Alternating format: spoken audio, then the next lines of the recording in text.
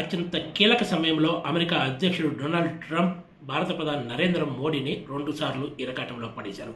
ఒకవైపు మోడీ తనకు మంచి ఫ్రెండ్ అని చెప్తూ డొనాల్డ్ ట్రంప్ వ్యవహరించిన తీరు దేశంలోని అధికార బీజేపీ నేతలకు ఏమాత్రం మింగుడు పట్టడం లేదు.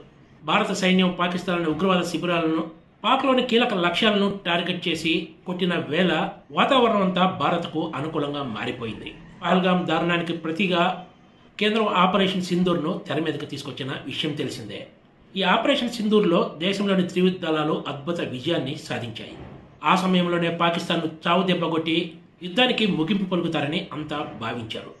కానీ సడన్గా శనివారం సాయంత్రం అమెరికా అధ్యక్షుడు డొనాల్డ్ ట్రంప్ తాము రాత్రంతా ఇరు దేశాలతో చర్చలు జరిపామని, 2 దేశాలు కాల్పుల విరమణకు అంగీకరించాయంటూ ట్వీట్ చేసి పెద్ద కలకలమే రేపారు. ఇది దేశంలోని చాలా మందిని విస్మయానికి గురి చేసింది. ట్రంప్ ట్వీట్ చేసిన కొద్దిసేపటికే భారత్తో పాటు పాకిస్తాన్లో అధికారికంగా కాల్పుల విరమణ ప్రకటన చేయడంతో ఇందులో అమెరికా జోక్యం ఉన్నట్లు తేలిపోయిందనే చర్చ తెర మీదకొచ్చింది. దీంతో దేశంలోని ప్రధాన ప్రతిపక్షమైన కాంగ్రెస్తో పాటు ఇతర ప్రధాన పార్టీలు కూడా సిమ్లా ఒప్పందాన్ని ఉల్లంఘించి భారత్ పాకిస్తాన్ల యుద్ధం విషయంలో థర్డ్ పార్టీ జోక్యాన్ని ఎందుకు అనుమతించారంటూ కేంద్రాన్ని నిలదీసిన సంగతి తెలిసిందే.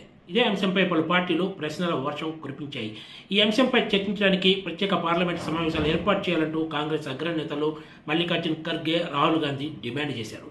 ఇది ఒకటైతే సోమవారం సాయంత్రం భారత ప్రధాని దేశ ప్రజలను ఉద్దేశించి ప్రసంగించడానికి సిద్ధమవుతున్న తరుణంలో అంత కొద్దిసేపు ముందే డొనాల్డ్ ట్రంప్ మరోసారి టీవీ తెరలపై ప్రత్యక్షమయ్యారు.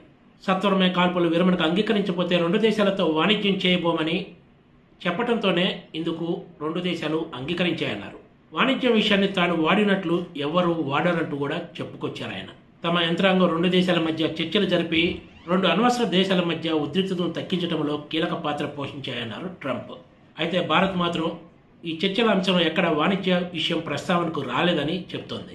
ఇలా డొనాల్డ్ ట్రంప్ కాల్పుల విరమణ విషయంలో భారత్ అధికారిక ప్రకటన కంటే ముందే ట్వీట్ చేసి మోడీ ప్రభుత్వాన్ని ఇరకాటంలోకి నెట్టారు. తర్వాత మరోసారి మోడీ ప్రసంగానికి ముందు మరోసారి వాణిజ్య అంశాన్ని తెర మీదకు తీసుకొచ్చి మోడీని ఇరకాటంలోకి నెట్టారనే చర్చ సాగుతోంది.